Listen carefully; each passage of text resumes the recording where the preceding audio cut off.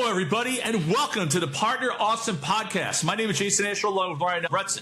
And in case you can't tell, we're recording a little bit late today. My headphones are a little wonky because there's no sunlight in back of me. So, hey, Riverside FM, get that alpha key to be a little bit better if you can. How are you doing today, Ryan? I'm doing amazing. Yeah. All right, so Ryan, today we're going to talk about, I think, one of our favorite subjects that we face on a daily basis is really partner ecosystems. You know, and the development of partner ecosystems. But before we begin, Ryan, I have a little Band-Aid, so hey, hi, how you doing? Before we begin, you know, I had another idea that I wanted to run by you as we start our little podcast today. As you know, I've been a little reticent to get an actual fanny pack, so I got one. I got one right before. In Ontario, in that outlet mall in Ontario in California. Right. And then went to Rancho Cucamonga, which I always wanted to go to because I saw it on chips when I was a kid. And I'm like, Rancho Cucamonga, that sounds like the most amazing place in California. I got to go there. It actually is. So we got through our whole trip. I had the fanny pack on, the fanny pack off, hikes, this, that, the other thing. Okay, fine, whatever. And then kind of had a little moment at home, and I put the fanny pack down a little hard on my desk, tapped it. And I'm like, you know what? I'm getting the man sling, right? Like, it's like the thing to do in South Florida. You walk around Boca, Fort Lauderdale, Miami, wherever you are. It goes over your chest? It goes over my chest, you know, and nice. Boom. And then I said to myself, I like the kosher Tic Tacs. So I said to myself, how cool would it be if you could be walking, right? And let's say I greet you, you know, somewhere, you know, on Collins in Miami, right? Or we're going to the Española cigar bar or whatever. Hey, Ryan, what's up? And I could press a button on the bottom of the bag, and then boom, Tic Tac falls out. And how smooth would that be when you greet a friend, and all of a sudden, you know the Tic Tac. Let me give you an example, right? So you hit a button, and then boom, the Tic Tac comes out, and you're like, yeah, bro, what's up? It's kind of like a Pez dispenser, but a Tic Tac dispenser. Yeah, because Pez, you know, I think that Pez would be great. As a child, I had a collection, but that's another story for another podcast, another episode. You know, I love it's like Star Trek on my ears right now. It's incredible. Yeah, it's really great. So, right, we're going to talk about ecosystems today, right? And we spent a whole, you know, we did a multi-part series on AI and how to build you know partner programs with AI. Now we're going to explore how to scale them with AI. Right. And scaling partner programs with AI can be a wonderfully rewarding experience, you know, when you use it correctly, or it can basically blow up in your face if you want to cut too many corners. So I think what we're going to do today is really run through some scenarios, first defining what an actual partner ecosystem is. And then after those definitions, how AI could be used in certain situational contexts to add value. Okay, so what, big picture, what makes an AI-powered ecosystem different from a traditional one? Ryan, that question was so great, it just might be today's Albretsen Insight. So it's a great question. Traditionally, ecosystems are reactive. They're not responsive, right? Yeah. Partners wait for deal registration. They wait for leads. They wait for someone to update them. It's all about me. Hey, look, I'm the man. With the Tic Tac idea, and AI-driven ecosystems are meant to be proactive, right? They sense signals, they sense trends, predict needs, they connect players automatically. In this context, right, when you think about it, if you know a customer is researching cybersecurity, right, and someone comes to your site or whatever, if you kind of see how it impacts, what we're going to do, we're going to look at both sides of the fence. I think, you know, when I went to NetSuite, we started out reactive, but then it became responsive. And when ecosystems are managed with responsiveness versus reactions, it's a much different day because the channel chiefs of those ecosystems, right, go to bed at night and they're like everybody used to say to me, Jason, why are you so happy business-wise? Why do you smile all the time? I always said the same thing. Globally, there's 450 people waking up every day to sell Suite Commerce Advanced on behalf of our program, right? We're going to get a bunch of leads in tomorrow or the next day. And we're going to get some pretty nice logos as well. B2C, B2B, the whole thing. And when you're in a responsive flow like that, ecosystems grow and thrive. And the quality of the product needs to be there. Sometimes yes, sometimes no. But there's a very human aspect to being, you know, either channel chief or partner chief inside these ecosystems, because as much as AI can do, repetitive tasks 24/7 or 24/6 in my case, there's still things that people have to do. And I think throughout the episode today, we're going to talk a lot about what AI can do, but we also have to remember people do business with people. The AI can help with the connections, but people are still the main thing. All right. So let's hop over to one of my, I would say, my favorite sites on the web, if not one of the better ones, which is partnerawesome.com. And let's just do a very quick overview of what an ecosystem is and how we define it, and that way we'll have our foundation of truth as we go through the rest of the content today. So we're at partnerawesome.com, and right now we're going to look at a few different things, right? So ego development and value proposition, that can be read in your own time. So now an overview of key program types. So how are you building your ecosystem, right? You can have one of these types of partners. You can have all 8. You can make up your own definitions if you want. It's a kind of open field right now. So you have channel, which means that partner sells licenses and sells services on your behalf. The total cost of acquiring new logos in a channel partnership is probably one of the lowest on this chart right now. And the thing you have to realize is that there's an investment of time and material in direct sales. Whether that investment is a 4-figure investment or a 5-figure investment, depending on the type of software you're selling, the idea of a channel partner is that the investment in the partner per deal is extremely low, right? The money that goes into training and enablement, that's where you really have the capital expenditure. Right. When it comes to strategic alliances, that's where you have an interdependent relationship between the companies and outsourcing, like professional services. So, for example, you have an ERP. You have an ERP platform, and they have a partner that just is their augmented PS, right? Embedded OEM, where you embed the OEM, you embed the technologies. VARs, which is very big in a Microsoft ecosystem. Independent software vendors, partners that sell on marketplaces, system integrators, which is tantamount to strategic alliances and channel partners. You have distributors of products, and then you have managed service providers, which are MSPs. So these are really the key types of programs that you see in the industry today. And then moving on from there, there are foundational technologies. And, I think Ryan and I can attest to the fact that these are great if you have them. But if you've never had a partner program before, you'd be very surprised with their existing tech stack of how you can adapt it to meet the needs. So although we're defining, technologies and categories, this is something they could also do, with existing software that you probably have. So we have PRMs, partner relationship management platforms, and here's a list of all the vendors you can see in the right column. LMS modules, so partners can learn, get activated, get authorized. Co-selling platforms, to do deal reg and deal management. And then we have partner marketing automation, which is often a part of the PRM. And then we have, analytics and business intelligence tools.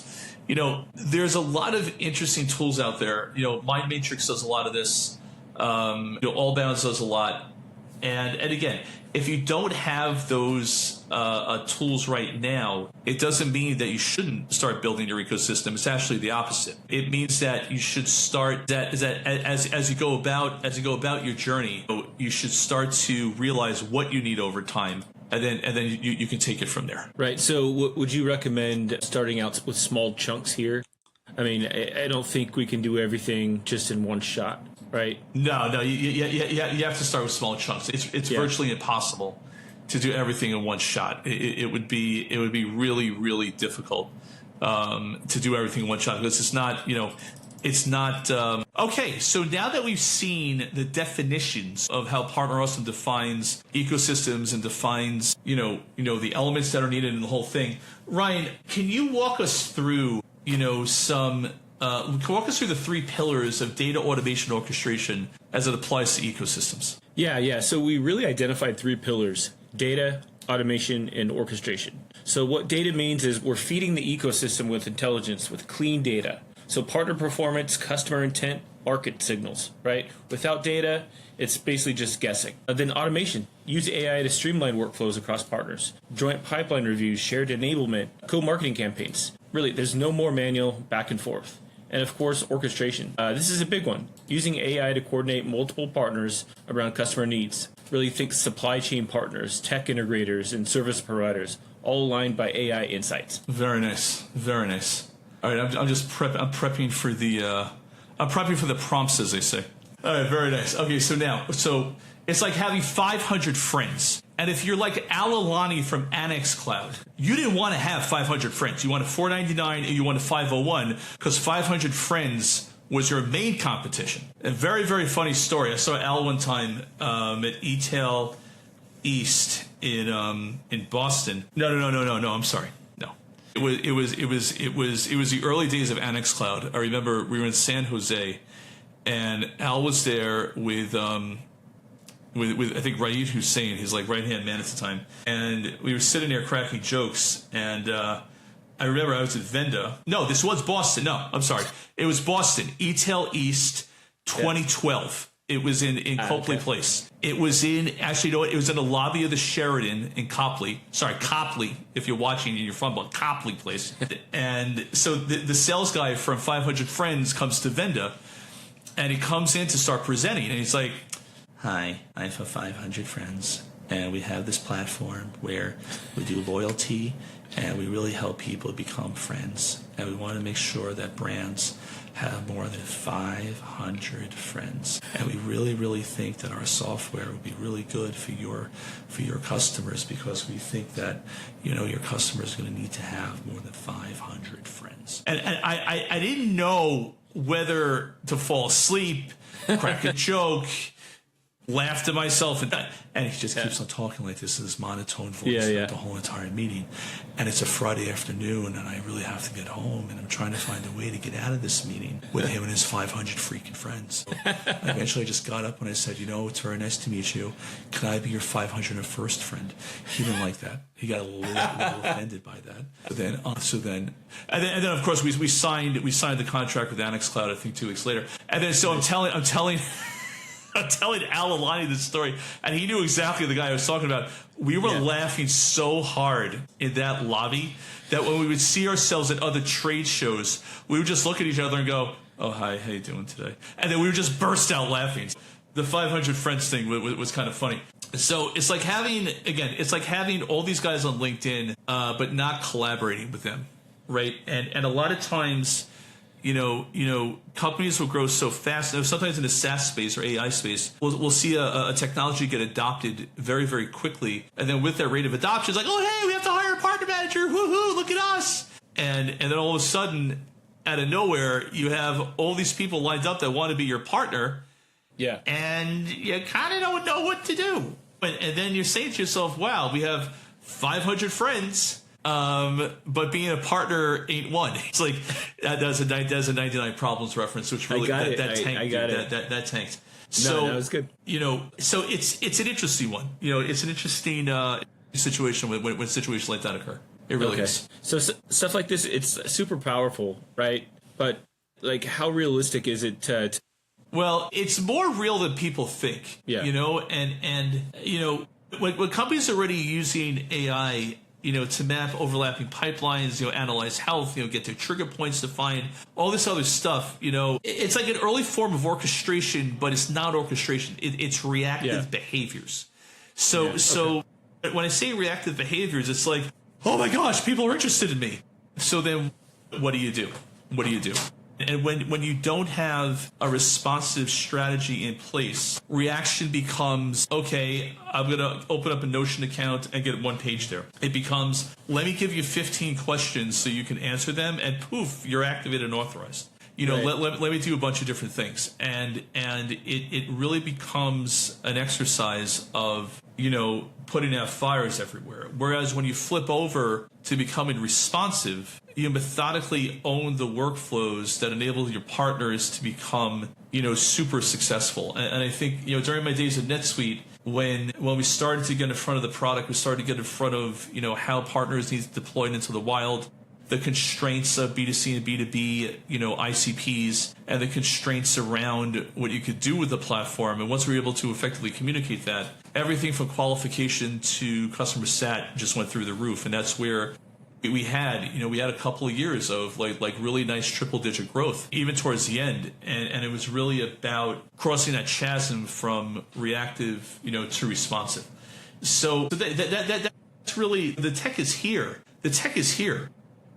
Yeah. It's just like Cena is here, right? It's just a matter of the mindset, and the approach is really what a lot of companies need to catch up on. No, I get it. I mean, the idea that a CRO who moves first with an AI-powered ecosystem will have a huge edge, right? Because once the network learns, it just compounds on top, right? Yeah, and the learning is an interesting one, because the learning is not something that you could just get away with a free version of GPT-5. The learning is going to be, indexing those partners in OpenAI, getting those partner, IPP documents into the vector storage, maybe getting an evaluator, getting an assistant that will learn it over and over again.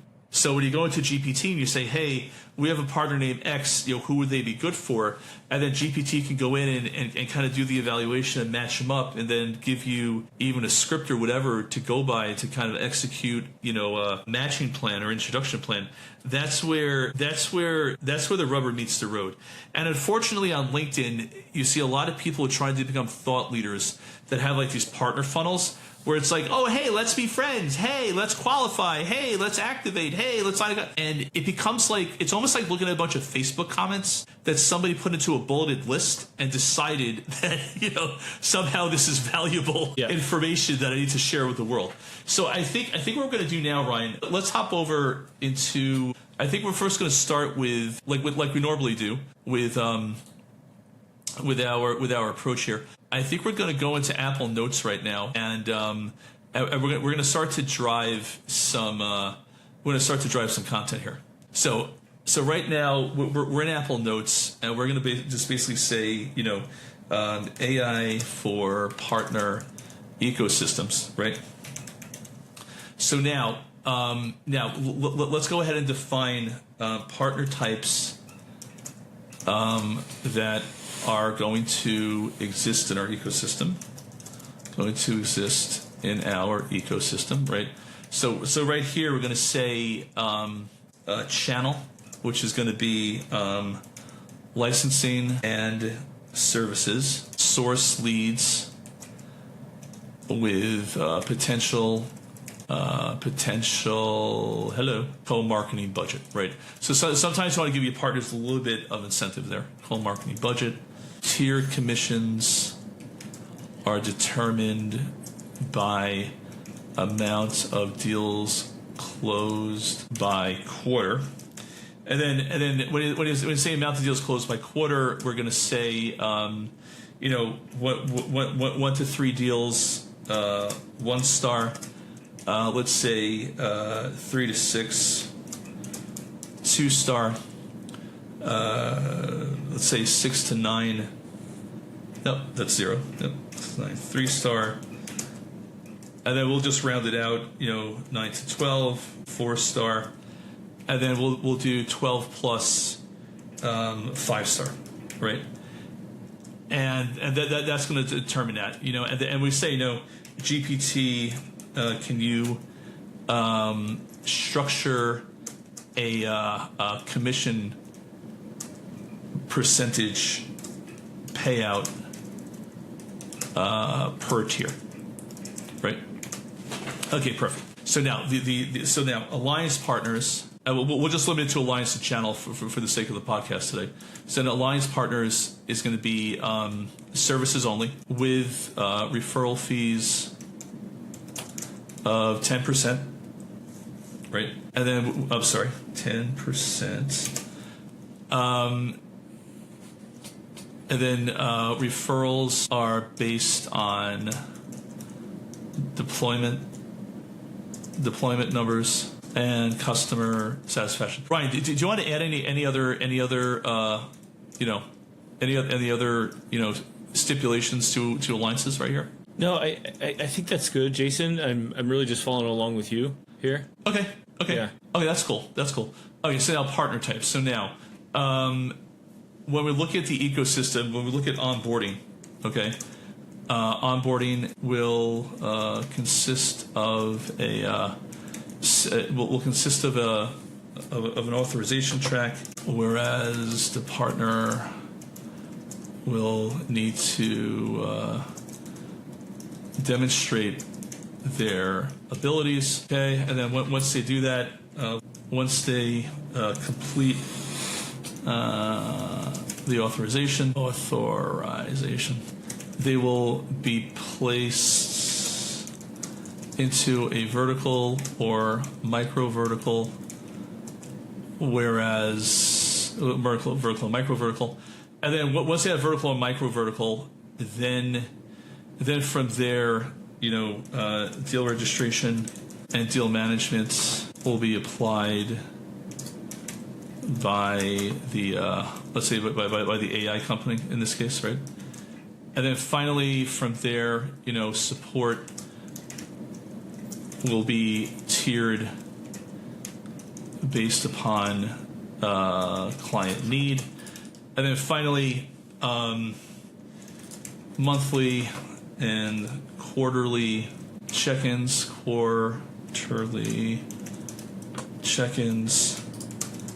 as well as yearly reviews. And then finally, the one thing that stabilized the ecosystem in NetSuite was deployment forums that track progress. Okay, so now we've basically defined, for the sake of today, we've defined the ecosystems and pretty much what they do, right? So we're going to kind of pause the presentation here, and then what we're going to do when we pause it is go into GPT and then see what GPT has to say about that. Okay, now that our prompts are written and we have our outline, we're now going to go into GPT-5 and start to work up the actual model that we're going to be working on. So let's get in here into GPT. Let's rock. Let's do it. And let's do it. Okay, so now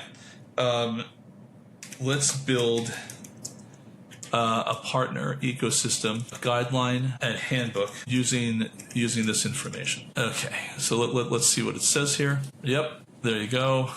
There you go. There you go. Yep, there you are. So now, would you like me to package this into a professional handbook form, or do you want? Yeah. So we're going to say right now, please package. Okay, so now it's analyzing all the data, and we didn't do a deep search on this one. So I'm curious to see what the results are going to be. I'm curious to see what the results are going to be here, because we did not do a deep research on this, and I don't know if I screwed that one up, but we'll see what it comes up with now. So all right, so here's the document. Yeah. Here's the document here. So the file has been downloaded, right? And we could go ahead and open it. Very interesting. All right, let's see what this looks like. It's really nothing with nothing. I mean, it didn't really do anything there. So why don't we do this? Let's get into deep research mode, and let's just say let's build a handbook as well as web content for a partner ecosystem using the following content. And that really is like with GPT-5 and any of these AIs, it's really all about the prompt. So it really is, and you can ask GPT to help you with the prompt as well. Right, but like you said, do you see the difference here? Yeah. Do you see the difference here? The brand tone, web content purpose, and design format, etc., etc. Yeah. So brand and tone. All right, so let's start there. So number one, brand and tone is going to be right. Should be here. Let's just do this. Right, brand and tone. Okay, good. And then where it comes web content purpose. Okay, so web content purpose is going to be both cases. Okay, and then here we're going to have design format. And we want to have modular sections. Okay, modular sections. All right, good. Handbook format, slide deck, additional elements, all of them. All right, let's see. All right, look at that. Now it's starting to research. Now look at how much different this experience is doing the deep research versus just going in to GPT. So I think not only do you have to be savvy about how you write the prompts and what you want your program to do, but there also has to be a savviness around how you're asking GPT, to do the research. Yeah, and this will take some time to go through, but we only have, so I was using deep research and I was loving it, deep researching everything, and I realized that they cap you. Where GPT caps you the amount of deep research, so I had like 2 more weeks and I couldn't use it. So they're all trying to sell you the $200 model where you get more deep research capabilities. But yeah, I love it too. But it's like addicting to use, because it gives you such good, detailed information. It does, and I see the search right now is kind of hanging. So what I think we're going to do, Ryan, is end it here. And I think for the audience, we will put a link to the research right in GPT, and then the research that's going to come out of the deep research for the paid account that we have at Partner Awesome, so that people can see the difference of how they do the research. But this is the most practical, on-the-ground application of AI to build an ecosystem that we could demonstrate in under a half hour. So if we could do this in under a half hour, this used to take me weeks and weeks, if not months, at NetSuite. You can imagine how quickly these ecosystems can be spun up and made successful. If you made it this far, thank you for watching. On behalf of Ryan Albretsen and myself, Jason Asher, this is a Partner Awesome podcast. Stay awesome, everybody, and we'll see you next time. Thanks, everyone. Bye.